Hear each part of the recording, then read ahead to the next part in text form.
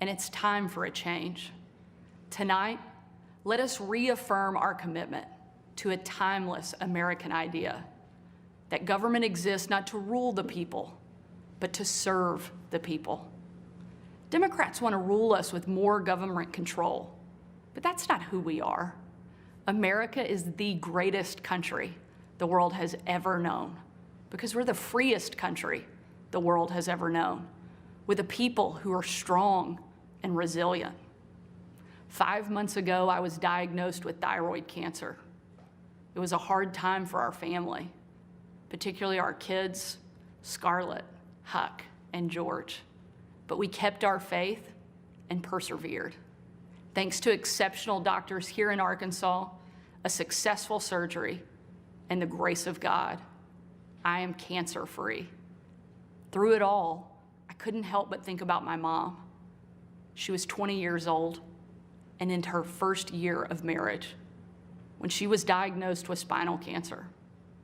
The doctors told her she might not live, and if she did live, they said she'd never walk again. And if she did walk, she'd definitely never have children. The daughter she was told she'd never have was just sworn in as the new governor of Arkansas and is speaking to you tonight. Adversity and fear of the unknown can paralyze us, but faith propels us to charge boldly ahead. We can't stand still in the face of great challenges. You and I were put on this earth for such a time as this, to charge boldly ahead. I'll be the first to admit, President Biden and I don't have a lot in common. I'm for freedom, he's for government control. At 40, I'm the youngest governor in the country, and at 80, he's the oldest president in American history. I'm the first woman to lead my state, and he's the first man to surrender his presidency to a woke mob that can't even tell you what a woman is.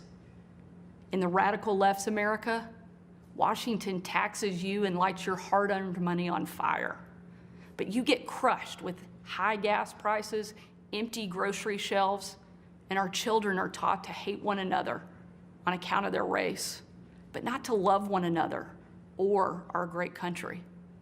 Whether Joe Biden believes this madness or is simply too weak to resist it, his administration has been completely hijacked by the radical left. The dividing line in America is no longer between right or left. The choice is between normal or crazy. It's time for a new generation of Republican leadership.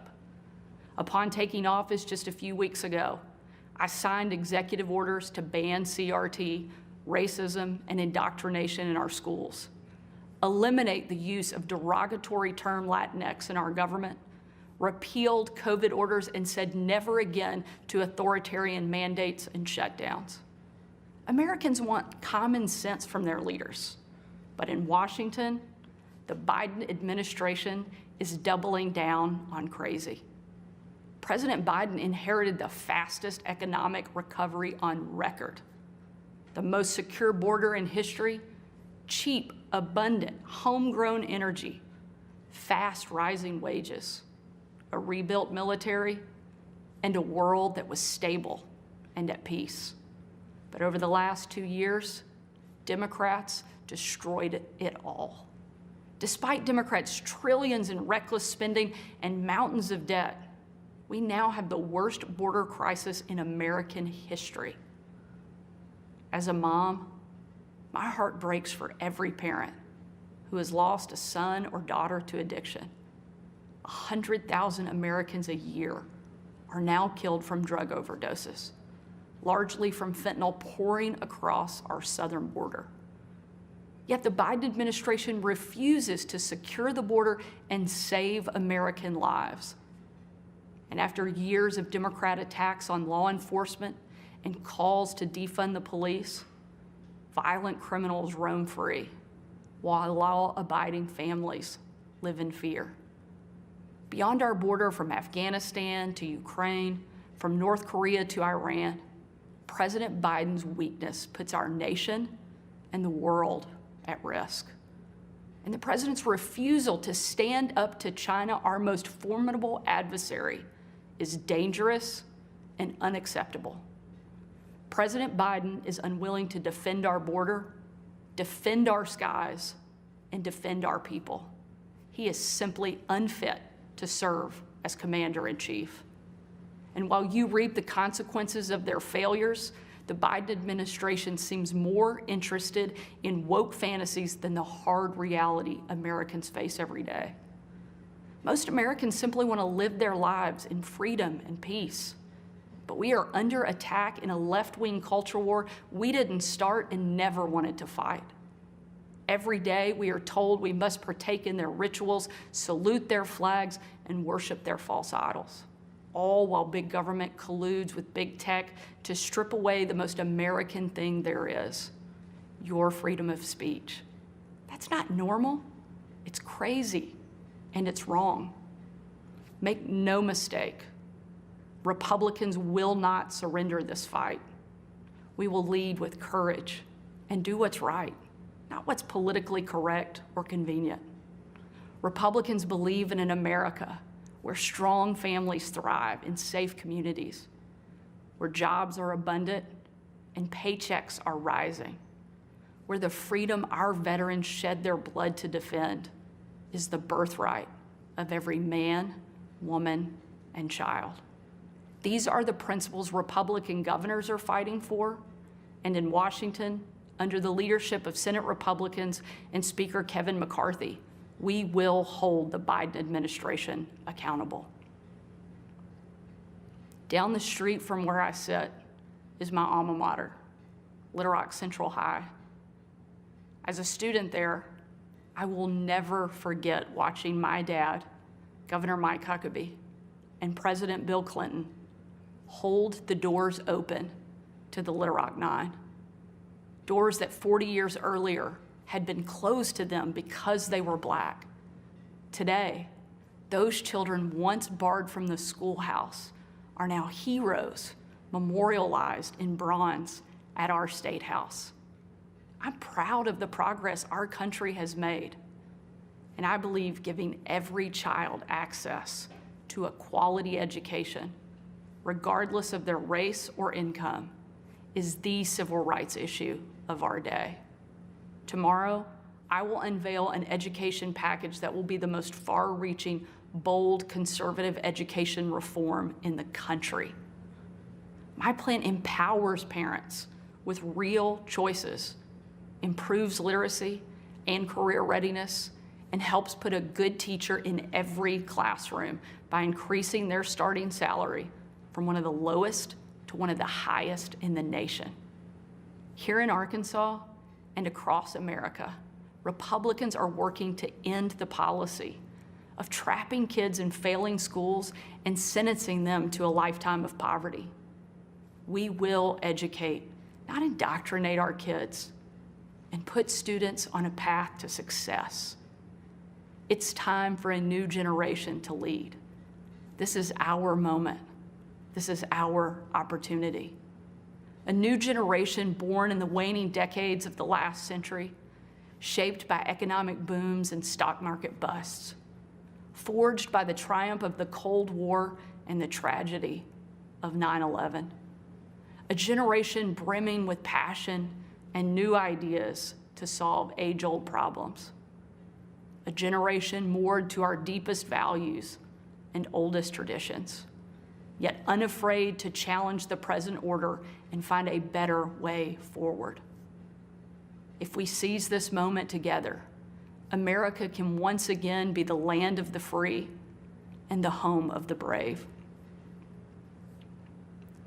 During my 2.5 years at the White House, I traveled on every foreign trip with the president.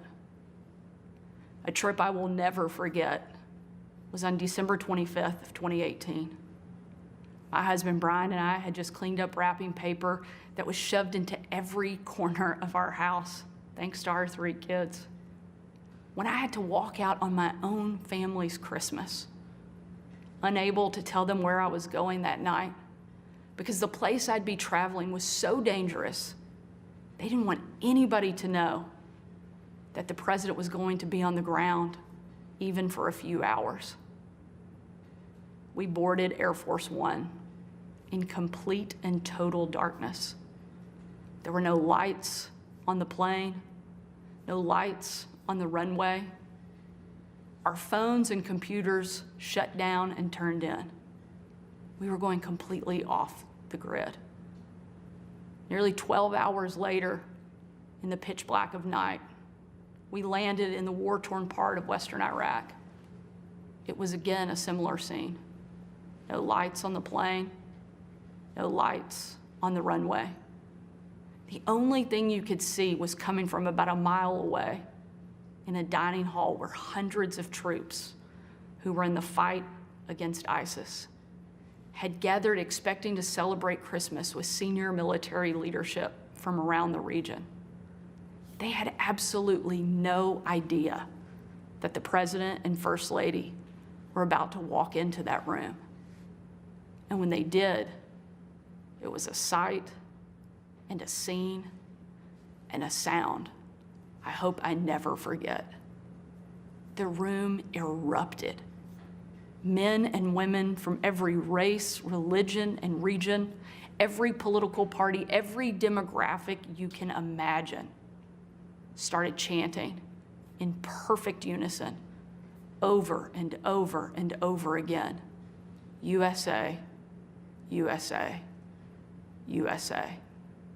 It was an absolutely perfect picture of what makes our country great.